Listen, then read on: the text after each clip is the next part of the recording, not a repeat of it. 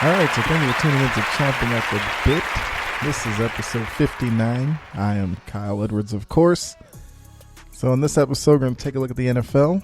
This is week 14, so as I usually do every Sunday, give you week 14 preview, where we take a look at Sunday and Monday in the NFL. As I always do, give you the top 5 games that I will be watching, and hopefully you'll get a chance to watch them as well. I'll also give you a bold prediction. If you remember last week, had probably the boldest prediction I've made in terms of the NFC East, and came true with Washington.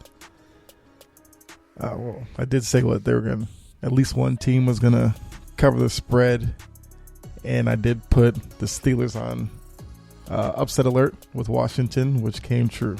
So we'll see if I can hit on another bold prediction today. Give you the rest of my week 14 picks, as I already gave you the Thursday Night Football one, which we don't really have to talk about that right now. I mean, we'll get into that. Definitely we'll get into that on the review of week 14 episode. But we'll go ahead and take a look at the rest of my week 14 picks. Then get you set up for the next few episodes to come, as we are kind of getting back into NBA season. So I will be doing a lot more with the NBA, but we'll talk about that at the end of the episode. So to get us kicked off, talking about football, of course. Like I said, it's week 14, last quarter of the season. With that, the talk goes from just kind of how the plays on the field to now playoff picture. And that's what everything's about. So with each game at this point, there's going to be jumping around on the playoff picture. And we remember this year, there are 7 teams in the AFC and the NFC. So for 2 teams, it'll be an extra opportunity to get into the playoffs. And, you know, the playoffs in the AFC and the NFC still very tight. So still a lot to be decided going forward. And looking at it right now, as of today, there are a couple of clinching scenarios that we'll go over real quickly. So in the AFC, the Chiefs have already clinched the playoff spot, which is good. But once you clinch your playoff spot, the next step is to clinch your division. And the Chiefs can do that with a win today over the Dolphins and a Raiders loss. So both those happen. Chiefs will clinch the division, which means they're guaranteed at least a top 4 spot in the AFC playoffs. And then after that, they can set their sights on the number 1 seed overall in the AFC. Steelers, which oddly enough, the Steelers were the last undefeated team up until last week, still haven't clinched a playoff spot. That kind of lets you know what the AFC North has been about.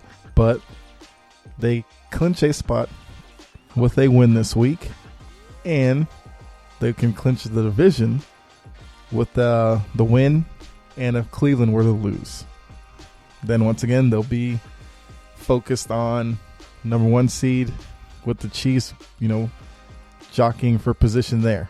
They are 1 and 2 right now. Then we take a look at the NFC. And we have the Saints, who are leading the conference right now. They've clinched the playoff berth already. And they can clinch the NFC South with just a win. That's all they need. They don't need any help from anybody else. They go out there, they win. Division is theirs. And then once again, they'll focus on top seed in the NFC, which they have right now, the game lead over the Packers. Speaking of the Packers can clinch the NFC North with a win and a Vikings loss or a tie. Well, Vikings loss or tie. So basically, Packers win, they'll most likely win their division. And then from there, same thing. Try to get that top seed. Just a quick note. No games have been rescheduled this week, so it looks like it's going to be a kind of standard NFL schedule, at least so far. I mean, well, at this point, it seems like it was probably going to be as scheduled because we haven't heard anything about any of the Sunday games. I mean, of course, I guess the Monday game could still be moved, but as right now, as scheduled, everything's expected to go as possible. So, just want to throw that in there real quick. But yeah, but just kind of expanding on the playoff picture. Like I said, 7 teams get in. And with these last 3-4 games for each team, if you look at it right now, the AFC, there are 10 teams still. Well, technically there's 12 teams realistically still have shot to the playoffs. I'm not counting the Texans and the Broncos. I mean, they're 4-8. For them to get in would take otherworldly type scenarios, and basically everybody above them would have to lose every game from here on out and all. Yeah, so not really counting them, but we'll say 10 teams realistically fighting for 7 spots. And even with that, a couple of the teams, like I said, Kansas City's already in, Pittsburgh's basically in, so we take those spots away, you have 5. So it's 8 teams fighting for 5 spots. And for the NFL, it's a great thing. The more teams that are involved late, the more important the games are. And I guess the better the viewership. And right now, kind of most of the teams are pretty safe with where they are. I mean, the Dolphins at the 6th seed is a team. I believe they have the toughest schedule going from here on out, so they are in the playoff now, but there are teams right there behind them on their heels, so their standing may be probably the shakiest of AFC teams, but for the most part, I think the teams that are in now are the ones that will probably be there in the end. Once again, we'll have to see. A lot of things can happen. Looking at the NFC, I mean, well, since the NFC East is so bad, no teams in the NFC are actually eliminated from playoff contention right now, which is, interesting. But some teams will probably start getting eliminated here going forward. I mean, you have the Falcons and the Panthers because of where the NFC South is going. Well, actually, no, because Vikings have the final seed in the playoff, and they're only 6-6. So, Falcons, Panthers, you still have a shot. You can win out here. Maybe you sneak in. So look at the NFC. That's even better for the league because every team is still in it, even as bad as the Cowboys and Eagles and the whole NFC East. I can't say the whole NFC East because the Giants have won 5 in a row, so they are playing good football right now. Washington's playing good football as well. So I'm not going to completely crap on the whole NFC East, but yeah, still the worst division in football. But so yeah, like I said, playoff pictures wide open. So teams have had struggling seasons like the Lions and the Bears are still there. So these last few weeks, certain teams can turn around their whole season with just good play for 4 short weeks and make you forget everything else that's happened this year. And that's the wonders of NFL football, and probably why it is it's definitely the most popular sport in America, but it's also pretty popular worldwide. And so that's the very reason. You could be bad early in the season, some things break your way, you find yourself in contention late, and your fan base is right back to celebrating. But with that, let's go ahead and look on the field. Like I said, we'll go ahead and do top 5 matchups to watch. And I can tell you right now, each of my 5 matchups are definitely because of playoff implications. And outside of that, they are good games to me. So we'll go ahead. Number 5 to me, the Colts traveling to Vegas to face the Raiders. Now, I've talked about the Colts on here a lot. Don't like Phillip Rivers. To me, he is a guy who kind of has a higher regard in terms of like the media than I feel like he actually deserves. I think he's actually kind of underperformed for the weapons that he has, especially with the Chargers. Like, you realize he's never made a Super Bowl, and he had guys like LaDainian Tomlinson, Antonio Gates. He played with Keenan Allen, and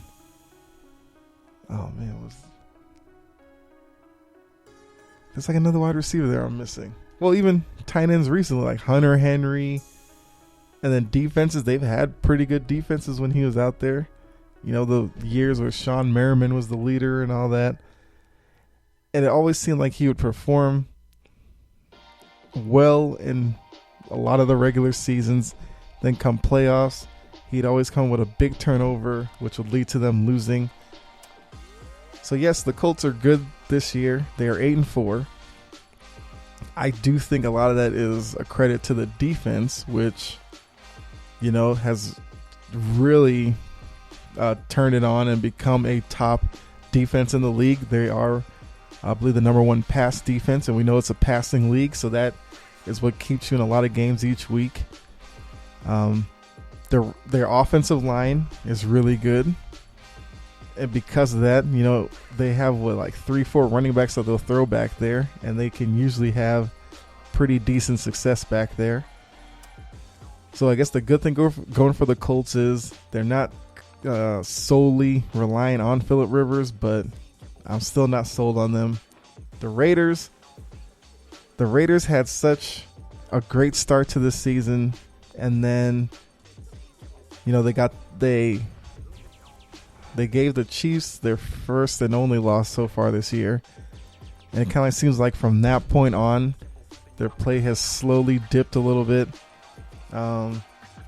We all know they had that blowout loss to the Falcons, and then last week they did bounce back and get a win against the Jets, but it's a game the Jets should have won, which, if you remember when I talked about the Jets, that game against the Raiders was probably going to be their best shot at a win.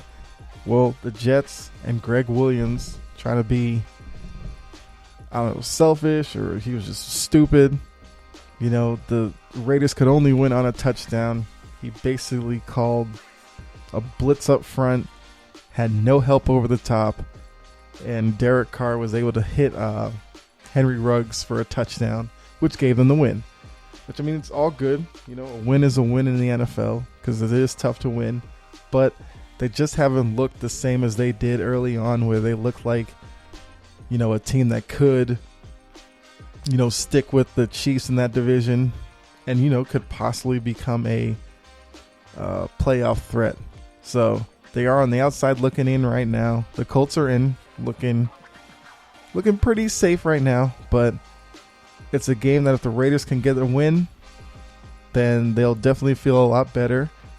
And, the Colts might start feeling a little bit of pressure. So definitely a big matchup for both. The Colts are still in a race with the Titans for that AFC South. So, if they don't want to fall too much further behind, they are a game behind the Titans right now. And if possible, they would like to get into a virtual tie with them, or worst case, stay a game behind coming out of the weekend. If they come out the weekend 2 games behind, might not be enough weeks for them to make that up. Matchup number 4, I've got the Vikings and the Buccaneers. So for me with this one, it is the Bucs are coming off their bye, which a week 13 bye for a team with Super Bowl aspirations can be probably the best thing to happen to them. They went into the bye 7-5, and there were some questions about, there's been questions kind of all year about Arians and Brady, why the offense hasn't looked as sharp as most people thought it would. With the weapons, you have Mike Evans, Chris Godwin, recently brought in Antonio Brown. They have Ronald Jones. They have Leonard Fournette in the backfield. You have O.J. Howard, Cameron Brate. The names just keep going. So, expectations were that Brady was going to go there after coming off the past year with the Patriots where he didn't have the weapons there. And it was supposed to turn into, like the Randy Moss Patriots where it was going to be, blowout city every week, putting up crazy offensive numbers. Well, it hasn't happened.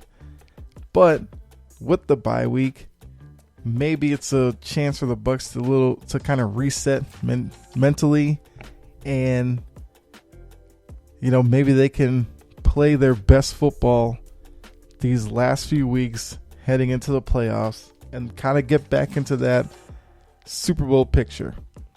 I do think with the past few weeks, I think the talk of Super Bowl with the Bucs has kind of quieted a little bit, but a couple of good weeks here, and you'll see they'll start putting their name back in as a Super Bowl threat. Vikings, I just mentioned with the playoff picture, the Vikings hold the 7th and last seed in the NFC, so they need to get as many wins as they can here at this point. It kind of looks like in the NFC, probably 9 wins will get you in. So for the Vikings, that means they can probably go 3-1 down the stretch and still get in. But you don't want to get that first loss right away, because then it puts even more pressure to try to run the table going here on out. And Kirk Cousins just needs to play good against a good team. He needs that for himself, and the team needs to see that from him to really feel like this playoff push can be a real thing. Because remember, the Vikings started off the year very slowly, and we're at the bottom of the NFC North for a lot of weeks, and have slowly turned it around and have gotten back into the playoffs. So now it's kind of on Kirk Cousins to, take them home and get them in. Number 3, Chiefs and the Dolphins. So this is going to be the first matchup of Tua Tagovailoa versus Patrick Mahomes. Sorry, can't call him Pat. Mom likes it when you call him Patrick. So Patrick Mahomes. Now, it's 2 young guys. 2 guys going forward. Kind of going to be the future of the quarterback position. I mean, Mahomes is already there. He's already won a ring, so he's already up there at the top in the league. Tua has had a pretty good start to his career and is kind of looking to, finish it off with getting the Dolphins into the playoffs. The Dolphins sitting at 8-4. At 8-4, they can realistically go 2-2 the rest of the way and should get in. So not so much pressure on the Dolphins yet. I mean, if they lose today, and if they lose in a fashion where, the Chiefs kind of overexpose them, then with a young quarterback like Tua, it can snowball for them. And who knows? Crazy things have happened. 8-4 could turn into 8-8 and sitting at home for the playoffs.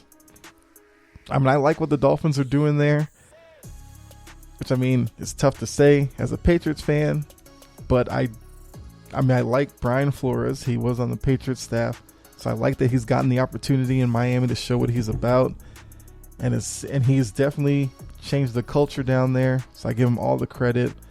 I still say going to Tua when they did was the right move, but this is kind of the time where you'll see with a rookie quarterback, they might start getting a little tight back there, making some throws they normally wouldn't. And we'll just have to see how Tua can bounce back from that. But, hey, we'll see. The Dolphins have had a great year. If they can get a win against the Chiefs today, that'd make it an even better year. I mean, Chiefs, what's there to say about them? We know. The Chiefs are the Chiefs. I do think defensively they haven't looked as good as they probably should. So that's definitely something the Chiefs can work on going forward through the rest of the regular season. Offensively, they are what they are. We know, Mahomes is great back there. But if they can kind of tighten up their defense, it will definitely help when they hit the playoffs. Number 2, I got the Cardinals at the Giants. I know probably not the game you were expecting to hear at this point, but Cardinals come in at 6-6. After so many weeks being in the playoff picture, they are now on the outside looking in. Vikings own the tiebreaker over them. I know why. Oh, they have the tiebreaker based off of common opponents, but yeah, so the Cardinals for the first time in a while are on the outside looking in of the playoffs, and we'll have to see what that kind of does for Kyler Murray and his mentality. The offense has struggled a little bit here recently, but their playoff future is pretty much sitting right there for them. And as I said before, NFC, you feel like 9 wins would make you feel good about making the playoffs. Of course, whatever the Vikings do at this point, the Cardinals will have to do just that much more. So if the Vikings win out, of course, the Vikings would get in, and the Cardinals will probably get shut out of the playoffs, which would be unfortunate because with the way the Cardinals year started, I'm sure Cardinals fans and Kyler Murray himself would love to get that playoff experience. It would do wonders for him. And, with Fitzgerald, we don't know what Fitzgerald's future is going to be. I mean, I've seen him play and the way he's looked, I could definitely see Fitzgerald giving it another year. But you never know, and it would be good if this was Fitzgerald's last year for the Cardinals to give him one last playoff run. And then for the Giants, Daniel Jones comes back, so that's going to be big news for the Giants fans out there. And even though he missed a game, the Giants were able to win. That was the game with Colt McCoy against the Seahawks. So, don't look now, but the Giants have actually won 5 straight games. So that might be the longest winning streak in the league right now. Well, no. No, the Chiefs probably have a longer streak than that. I think the Chiefs have won 6 in a row, I believe. But yeah, so we'll just put it this way. The Giants are one of the hottest teams in the league right now. They get Daniel Jones back, who before he got hurt was playing his best football of his career. So if he can get back, play like he was before the injury, the Giants can pull off the win against the Cardinals, get to 6-7, and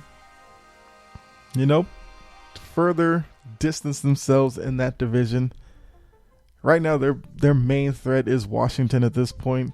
I mean, the Eagles and Cowboys are still in it, but those two teams are a hot mess right now. So it looks like it's going to come down to the Giants and Washington to win that division. Number 1, the top matchup for me for the week came down to, looking at the schedule, you may be surprised. Well, I'll tell you the number 1, then give you the surprise matchup that's not on here. So number 1 for me is Steelers at the Bills. Steelers coming off their first loss of the year. How will they look in their very first game back?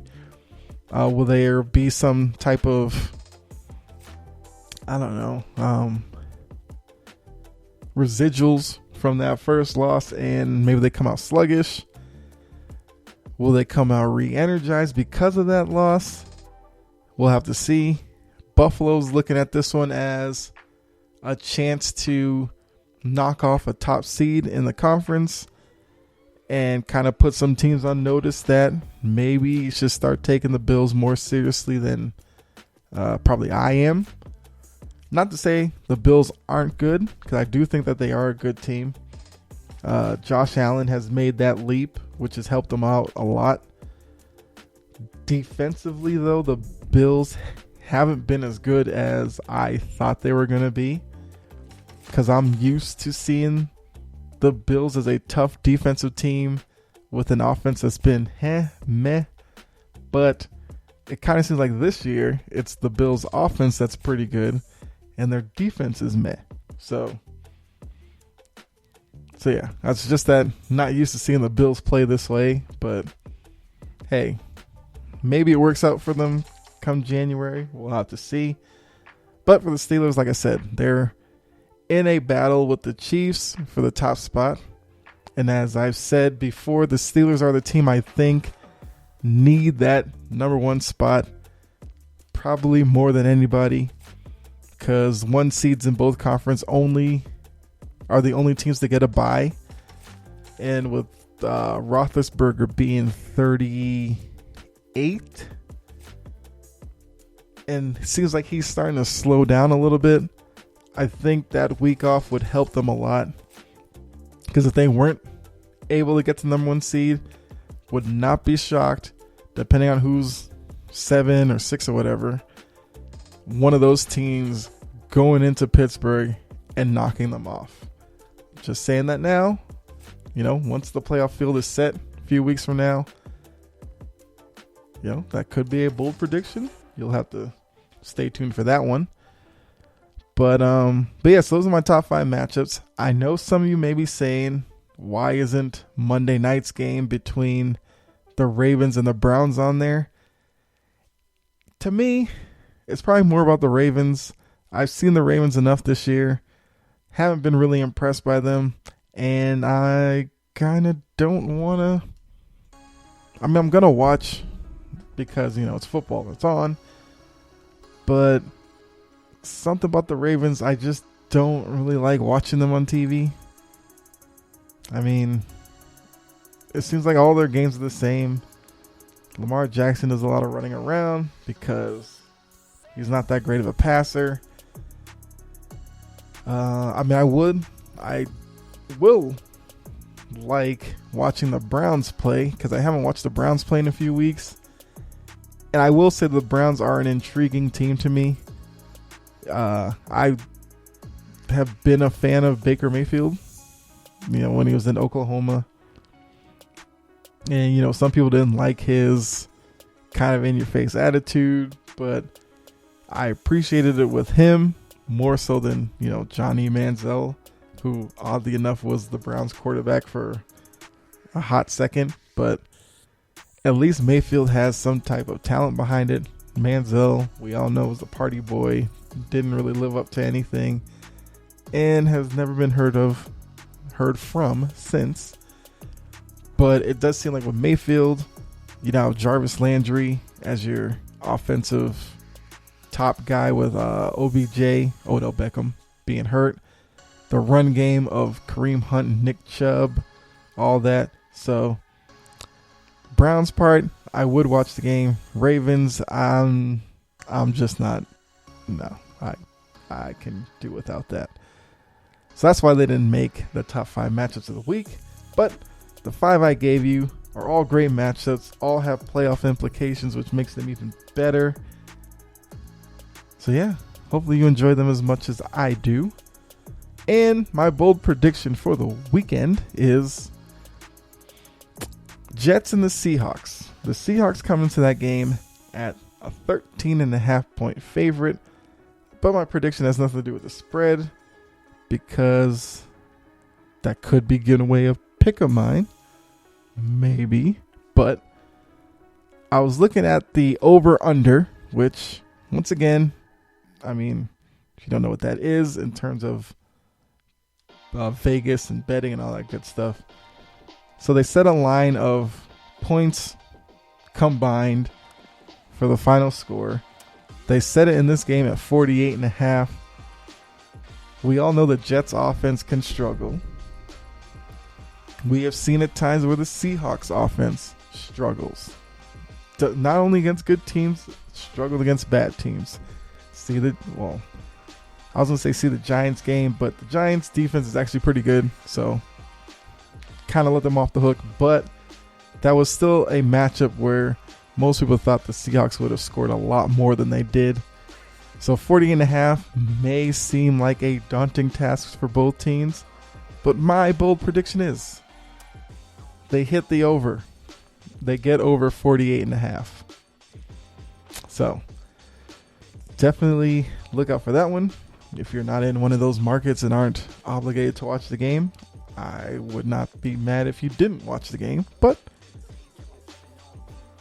come Sunday night before you go into bed, go ahead, check ESPN or something. Check the little score ticker, and you'll see that they will hit over 48.5. That's my bold prediction for today. So with that kind of takes care of all the action on the field. But one last thing before we do get out of here. Got to do my Week 14 picks, of course. I did give my pick from Thursday night, which I said again, we don't have to really get into. Yes, I picked the Patriots because I'm a Patriots fan. So the homer in me told me to go ahead, go with the Patriots in that one. 5.5 point spread. Who cares? Well, that's nothing. Well, the Patriots got blown out 24-3, so I lost that one already for the week. So going into the rest of my picks, I'm already down 1, but I can salvage the week because I do have 6 more picks to go. Once again, I am at 39-40 on the year. My goal, 60% correct percentage. Mathematically, I probably have an outside shot of making that, but that is still the goal. That's what I'm still reaching for. Last week I did go 5-2. Had a great week last week. So this week, already down 1, but maybe with the next 6, maybe I can run the table on those and go 6-1. But we'll see. So with that, first pick. Oh yeah, once again, always do Patriots game, Falcons game, Sunday night game, Monday night game, and then, at this point would be 3 wild cards because I do 7 games now. With the Patriots being Thursday night game, so that's 2 birds, 1 stone or whatever there. I have, was it? Yes, I have 3 wild card games this week. So let's go ahead. So like I said, Patriots, Rams already did. Falcons and the Chargers, my second pick. So the Falcons come into this one as a favorite, 2.5 point favorite. And you know what? I'm going to go with the Falcons on this one. I think the Chargers have hit a real rough patch in their season. A lot of questions about their coach, Anthony Lynn. Looks like he could be on his way out at the end of the year. So it could turn into some bad looking football for the Chargers. And I do think that the Falcons, they may be out of the playoff picture right now. They probably shouldn't even be thinking about playoffs. But I do think between Ryan and Ridley, I think Julio's out. I've talked about that enough on here. Not surprised there. But the Falcons definitely have the offensive weapons. Their defense is, we all know what it is. So Herbert does have weapons there and can put up points against bad defenses. But I kind of think with all the turmoil going on in the locker room, I think the Falcons should be able to win this game and cover the 2.5 points. So give me the Falcons in that matchup. Next one. I'm going with the Texans and the Chicago Bears.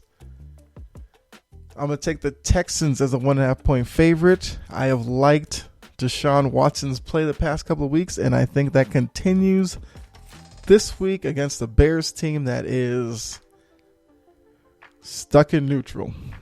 That's probably the best I can put it. And the Bears have shown inability to put up points on the board some weeks. So I think the Texans will do enough to not only cover that spread, but win the game. And Deshaun Watson is going to continue his great play. So yeah, Texans minus 1.5 over the Bears. Give me the Texans. Matchup number 4. Looking at the Packers and the Lions. And as I mentioned earlier, this is a game that if the Packers win, they win their division. They get to celebrate a little bit, throw on some division title hats, all that good stuff. They are a 7.5 point favorite over the Lions. The Lions are kind of like the Bears, running in neutral right now. You know, Patricia, their coach, is gone. Quinn, the GM's gone. So, you know, they have a lot of kind of interim voices in that locker room right now. Now, granted, the players are playing for their jobs next year. That's if they still want to be in Detroit. But with a new coach coming in, you know, a lot of players may want to still be there. So,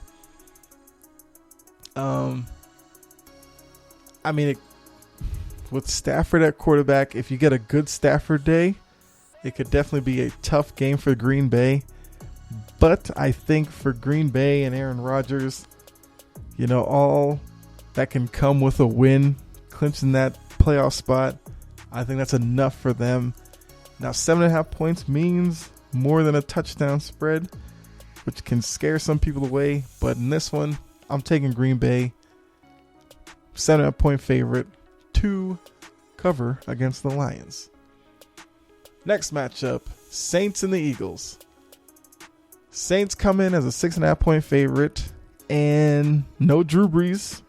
The Sean Payton and the Saints have said they're not going to rush back Drew Brees. I don't think he was expected to play this week anyway, but kind of going into next week against the Chiefs, there's some talk that Brees may not even play that game. So it's still the Taysom Hill experience, and so far it's been pretty good for them. The Eagles finally listened to me, benched Carson Wentz, even though they've come out. They came out this week and said that they don't plan on really moving Wentz in the offseason, so he's going to be on the team next year. I'll believe that when I see it. But, well, I guess it's possible because, you know, they turn it over to Jalen Hurts. This is kind of going to be Jalen Hurts' time to audition for the starting spot next year. So if he goes out there and he lights it up, Wentz will probably be gone. If he struggles, then they'll have a reason to keep Wentz. If he completely bottoms out, then Wentz will definitely be back and may even be back as a starter this year. So this is Jalen Hurts' first step at either taking that spot or giving it back to Wentz.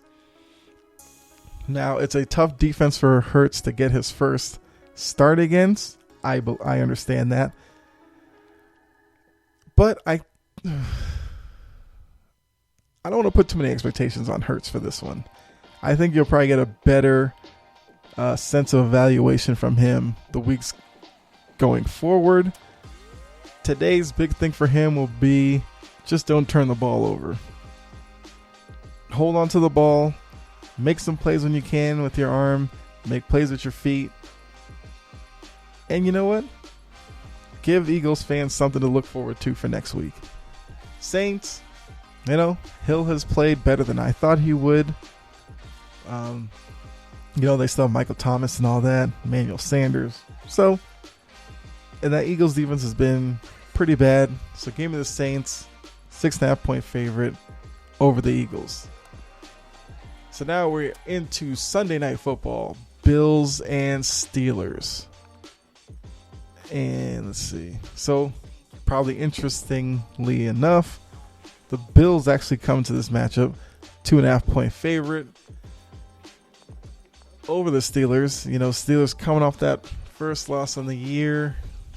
The Bills, what I will say about the Bills is that they have shown an ability when they go up against really good teams to elevate their play and have knocked off a few big name teams this year.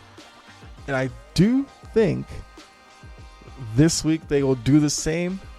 I'm taking the Bills, even though it goes against what, you know, I would probably go with for the better of my Patriots. But you know what? For the Patriots, you just look past the division at this point. The Bills are at the top. Let's let them go ahead and win it. But the glass half full look for Patriot fans like myself. Watching the Steelers lose is always a good thing. So, you take a Bills win with the fact that the Steelers lost. It's not that bad. So give me the Bills minus 2.5 over the Steelers. Continue the Steelers downward play. Final pick of the week, Monday Night Football. Browns, Ravens. For some reason, the Ravens are the favorite in this matchup. 1.5 point favorite. But I am not sold on the Ravens. Not sold on Lamar Jackson. Not sold on John Harbaugh, at least this year. Putting together a game plan to make the Ravens look any better than they've looked past couple of weeks. So I'm going with the Browns as the underdog. 1.5 point underdog. I guess it's an upset, but the two teams are pretty even, which the spread kind of lets you know, but it is an upset, so that is my upset. Browns to knock off the Ravens, send the Ravens to 500, and the Browns move that much closer to possibly overtaking the Steelers in the division. So hey, Cleveland, you got playoff football coming to you. I think, depending on the way things go, the Browns win today. I don't think they can actually clinch a playoff spot, but at that point, they're basically locked in. So give me the Browns in that one. So to recap, Falcons over the Chargers. Falcons to cover against the Chargers. Texans to cover against the Bears. Packers to cover against the Lions. Saints to cover against the Eagles. Bills to cover against the Steelers. And the Browns to cover against the Ravens. So yeah, those are my picks. And that kind of wraps up my Week 14 preview. Like I said, the games I gave you, definitely watch those. You'll have a great day into tomorrow night. Make sure to keep an eye on the Jets-Seahawks game. I said over 48.5. I just gave you my picks. So yeah, that's Week 14 in the NFL. We are dead in the middle of playoff push, which also means it is Week 1 of your 2-week first round matchup in fantasy football. So hopefully your team does well today and tomorrow to kind of set yourself up for the second half of your opening matchup in the playoffs. So hopefully you're in the winner's bracket and you're fighting towards that championship. If you're in the loser's bracket of your fantasy football league, well, look at it this way. Maybe you can get some good momentum going into next year and you can find yourself back in the winner's bracket. But looking forward to this upcoming week. As I said earlier on, I am going to go NBA focused because with today being the 13th, the NBA season starts on the 22nd. So this upcoming week will take us all the way through the preseason portion of the schedule. So I'm just going to focus NBA. I will do some NFL, of course, with Thursday Night Football. So Thursday will be an NFL day, but the rest of the days, NBA.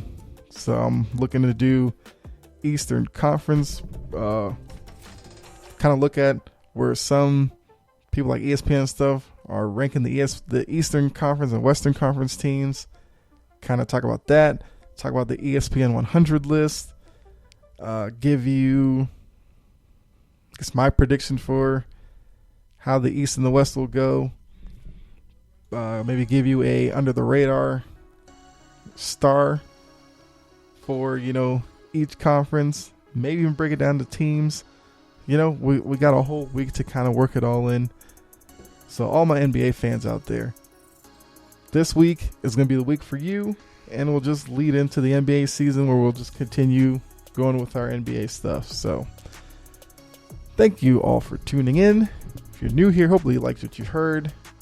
You join us again the next episode, and then you can go back, listen to some previous episodes to really see, I guess, where I'm coming from with a lot of my points. But yeah, for all you can like the show on Facebook, the Chompin at the Bit page. You can follow the show on Twitter at Chompin Podcast. Interact either way. Wherever you are listening to this, as you can search Chompin at the Bit on all major podcasting platforms. Hit the subscribe button, helps out a lot. And yeah, just have a great day watching football. Watch your fantasy lineups. Hopefully it does well. And be safe out there. God bless. And I'll catch you next episode. And as I said, NBA stuff. So enjoy, and I'll see you. All right.